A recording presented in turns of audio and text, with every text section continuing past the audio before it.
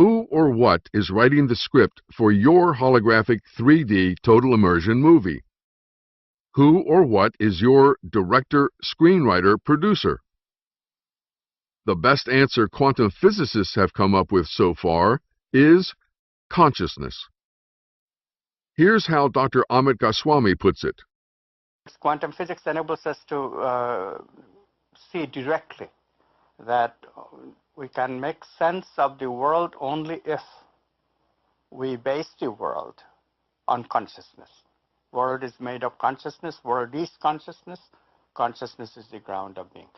Quantum physics makes this as clear as daylight, because quantum physics shows you clearly that science, quantum mathematics, which is, in our belief, the most fundamental mathematics, most accurate mathematical description of nature that we have discovered. This mathematics shows us clearly that the movement of objects are describable only in terms of possibilities, not the actual events that happens in our experience. Quantum physics calculates only possibilities. But if we accept this, then the question immediately comes, what chooses among these possibilities to bring the actual event of experience? So we directly, immediately see that consciousness must be involved. Consciousness must be the ground of being, of which objects are part, but not all of it. And these objects then can be described as waves of possibility, and quantum physics succeeds in giving this description very accurately and gives probabilities so that we can do science on the basis of it whenever there is a large number of objects and large number of events.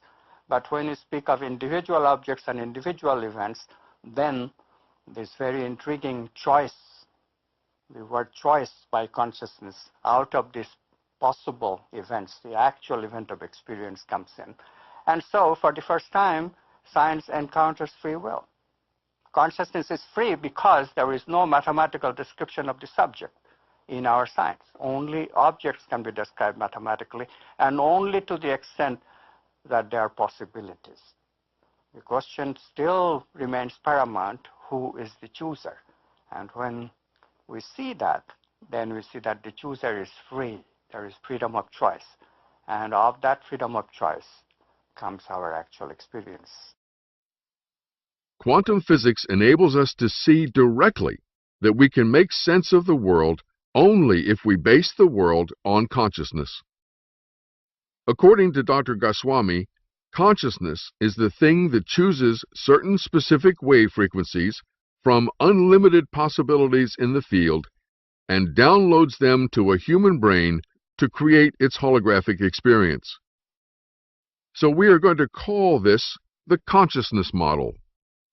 We had the field model, the holographic universe model, and now we have the consciousness model.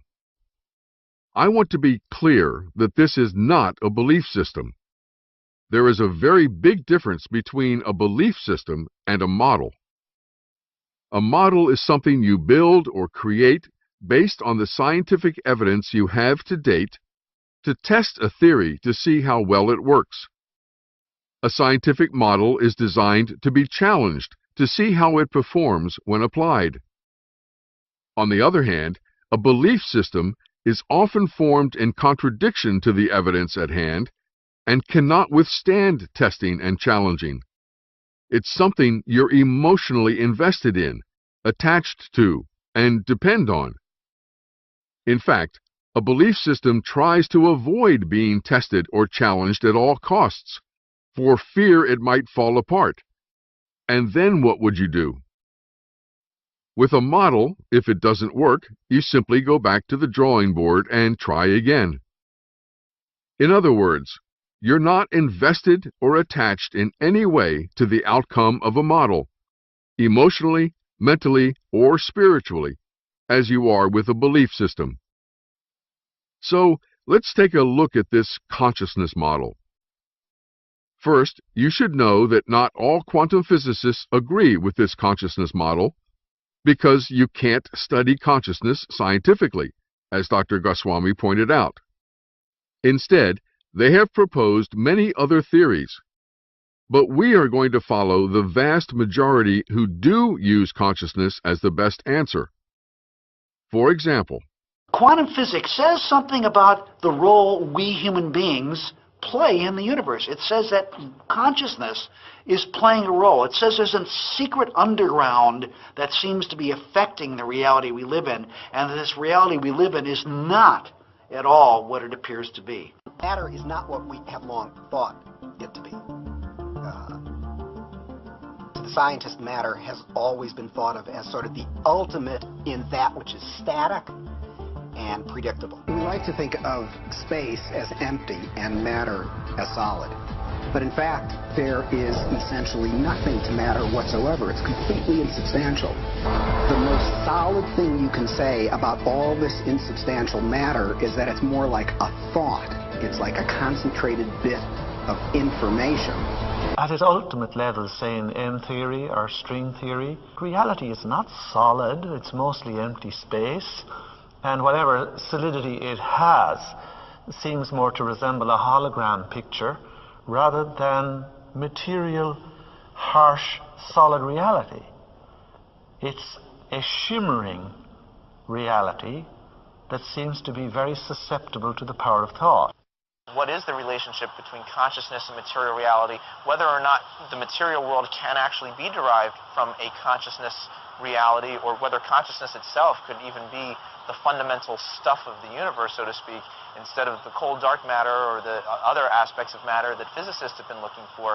Maybe it has something more to do with consciousness, and in that regard, then we really can think about the universe as being more a state of consciousness, or more inundated with consciousness, much more so than the material reality that we normally look at. If you put it that there is an intangible world that affects the tangible world of our experience, and if you then say that's what quantum mechanics says, and granted that's a fair way of trying to put into English something which is very, very difficult to grasp, but it then will lead quite naturally to the conclusion that quantum mechanics says that there is a spiritual world that makes this choice, that there's another world that is intangible, that affects and influences the physical world. That intangibility, however, is itself the bedrock of physical reality.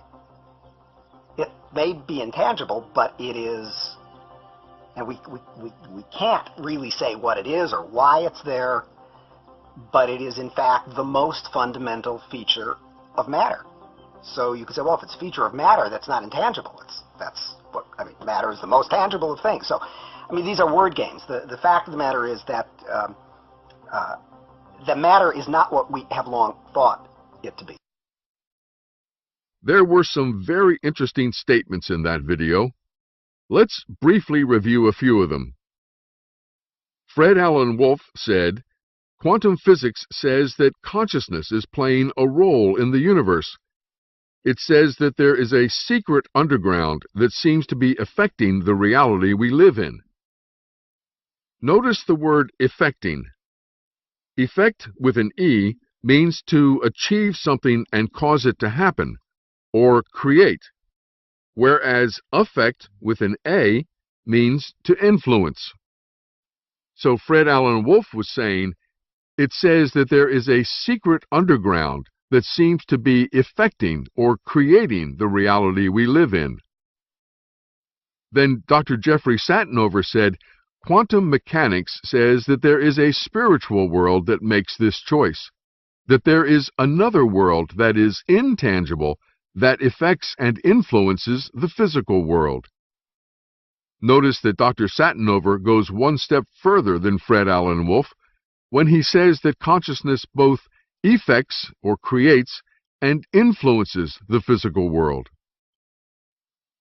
Then Dr. Andrew Newberg wondered whether the material world can actually be derived from a consciousness reality, or whether consciousness itself could even be the fundamental stuff of the universe. So, the simplest and best answer to the question, who or what is choosing certain specific wave frequencies from the field and downloading them to a human brain to be converted into holograms to become the reality we see and experience is consciousness. So what goes in place of the laser gun? The answer, according to this model, is no, not Ed Harris, is consciousness. Consciousness is what is choosing specific wave frequencies from the field to download to a human brain to create its holographic 3D total immersion movie. Now, clearly, this is not a linear process as these graphics make it appear to be, but that's the limitation of two-dimensional images. I wish I had a hologram of this to show you. What probably is closer to the truth is something like this in 3 dimensions. And it might even be that consciousness and the field are more intertwined. Be that as it may, are we all agreed? Consciousness is what chooses the specific wave frequencies from unlimited possibilities in the field that it wants and downloads them to a human brain, which then converts them into space-time particles, and out pops our holographic reality. Wonderful. Question answered. Problem solved. We can all go home now. Oops, wait a minute. What exactly is consciousness in this context? That would be a very important thing to know. How can we possibly build a consciousness model unless we know what we mean when we say the word consciousness? Well, let's go back to the experts and find out, what is consciousness? What is consciousness? Well, consciousness is a very difficult thing to define. What is a simple definition of consciousness? What is consciousness? Where does it come from? What is consciousness? People have been trying to explain consciousness and try to figure out what exactly it is, what it means for us as human beings, why we even have it. What is consciousness? Yeah. Well, I mean, I'm going to give you an answer that you're not going to be happy with. And I'm not happy with it either. I just don't know what more to say about it at the moment. On a simple way of defining it, it has to do with awareness, and in particular, it has to do with awareness of the self. That's at least how we as human beings have self-consciousness, so that when we look in a mirror, we recognize that it's ourselves that we're looking at and not some other person or some other animal. There is one can use all kinds of other words: awareness, self-awareness, sentience, feelings, what people call qualia in philosophy. These just seem to me synonyms for it. They're not elucidating what's going on at the bottom of it. Let it suffice to say this. I'm putting myself back on the border again. The phenomenon of consciousness seems to me one of the points at which the collision between the scientific worldview and various anti-scientific worldviews are going to be the most acute. And it's exactly for this reason that I think it's an enormously important phenomenon. I applaud the honesty and integrity and humility of these experts in admitting they have no idea what this consciousness is that we're talking about. But we really do need to know, so let's dig a little further. For example, is consciousness the same as self-consciousness, or the same as awareness, as Dr. Newberg suggested? Or is it the same as sentience, or feelings, or qualia, as Dr. Albert suggested? Maybe the dictionary can give us a good definition of consciousness in this context. In the Merriam-Webster Dictionary.com, I found 5 definitions for consciousness. Let's take a look at those 5 definitions one at a time. Definition number 1 has 3 parts. It says, A, the quality or state of being aware, especially of something within oneself.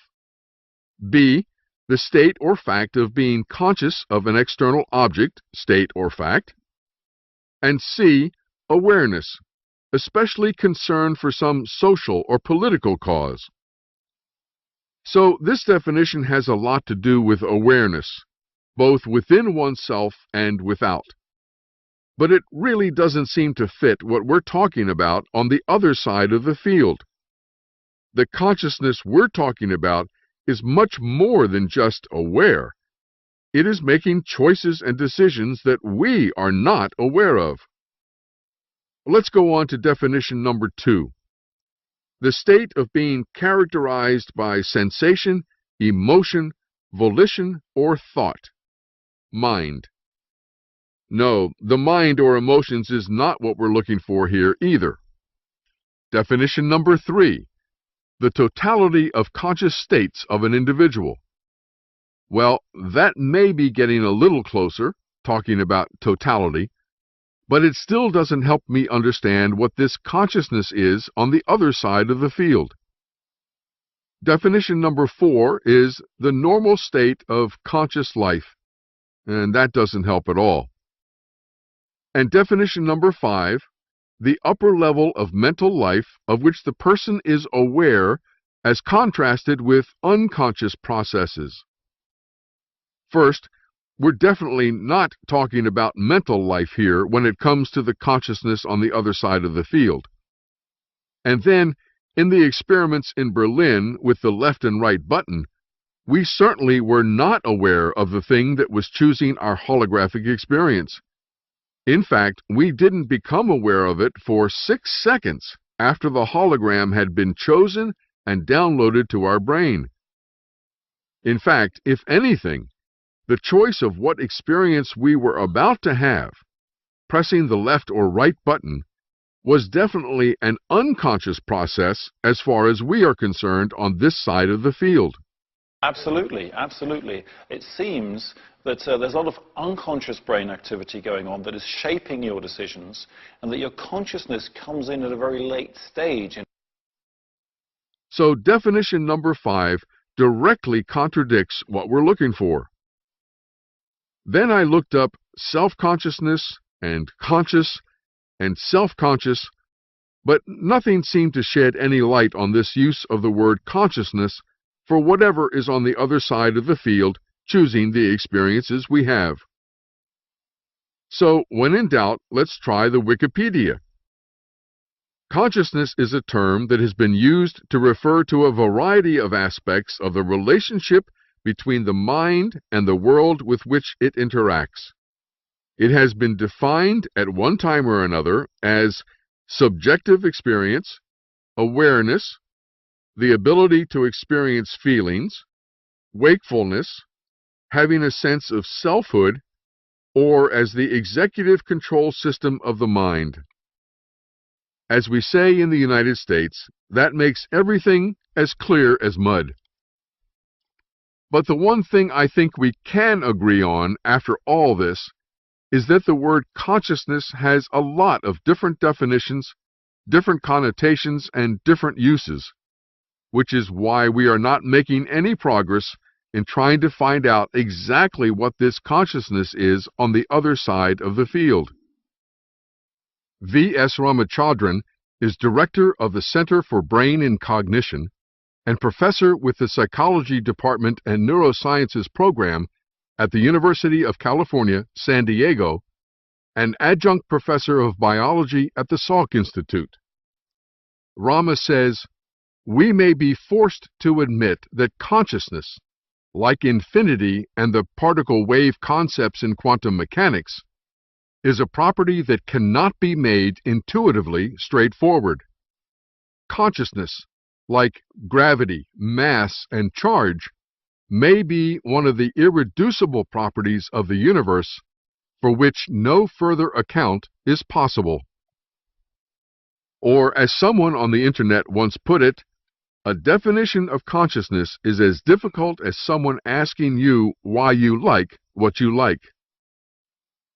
We're calling this thing on the other side of the field consciousness because it seems to be aware and it is making choices and decisions, things we normally associate with our own consciousness.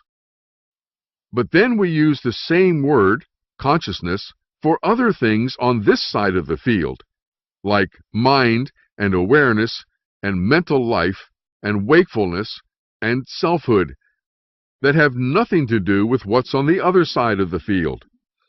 So I think it's clear no one really knows exactly what this consciousness is, especially in this context, or how to properly define it. Remember that radio in Part 1 that we took to a tribe in the Amazon? Eventually, they figured out that the music they heard had to be coming from sound waves in the air they couldn't see, and the radio was translating those sound waves into music. I assume they would also at some point later take the next step and ask, who was creating those sound waves? And who was choosing to broadcast certain sound waves on certain frequencies so that when they changed the dial, different music would come out? The natives might actually find out the answers to those questions one day, but unfortunately, we won't. We are incapable of knowing, and always will be incapable of knowing exactly what this consciousness is, simply because we are on this side of the field. And our brains, at least according to Carl Pribram, are designed as holographic receivers and translators, and have no capacity or ability to access or process any information on the other side of the field. So anything we might say about what goes on the other side of the field is simply speculation. Basically, no one seems to know what this consciousness is, and that's probably the most truthful thing we could say at this point. We only know that something, which we are calling consciousness for the moment, must exist on the other side of the field that is choosing our experiences and downloading them to our brains. What we can do is build a model based on the scientific evidence we have at hand and see how well it works. So let's briefly review what we know from the science to be true to this point. Consciousness, whatever that is, chooses certain wave frequencies that it wants from the infinite number of possibilities in the field, downloads those specific frequencies to a human brain, which translates them into a holographic 3D total immersion movie by collapsing the wave function, and then projects that movie out there for us to experience as our reality. We have now arrived at a point halfway through this 5-part series of workshops, and we have also reached the limits of what quantum physics can tell us at the present time. But a few minutes ago I said we were going to build a model based on quantum physics and the latest brain research to test certain theories of how this holographic universe might work, contrary to everything we've been taught to date. And we can still do that. After all, we're just playing with a model. This isn't rocket science. But we're going to have to switch now from quantum physics to metaphysics. And I want to be honest with you. I said in the beginning of Part 1 that you would not be listening to my theories or my beliefs or my opinions. And that's been true to this point. I have let you hear all of this directly from the experts themselves. That is changing now. As I discuss this consciousness model that many of us have been using and testing for the last few years, it will include some of my own theories based on my research and experience, along with input from others. However, whatever model we build must conform to and be consistent with all the scientific evidence we have to date. This is a prerequisite for any model anyone builds. The first step we need to take is come up with a working definition for this thing we are calling consciousness. Not only a definition, but a new name, so we don't keep confusing it with our own consciousness on this side of the field. We need something specific and clear, even if it's a guess at this point. Something to base this model on. Something we all understand what we mean when we say that consciousness is the thing that is creating our holographic experiences. So maybe it's time to try another approach. It often works well that when we can't figure out what something is, we can start eliminating what we know it is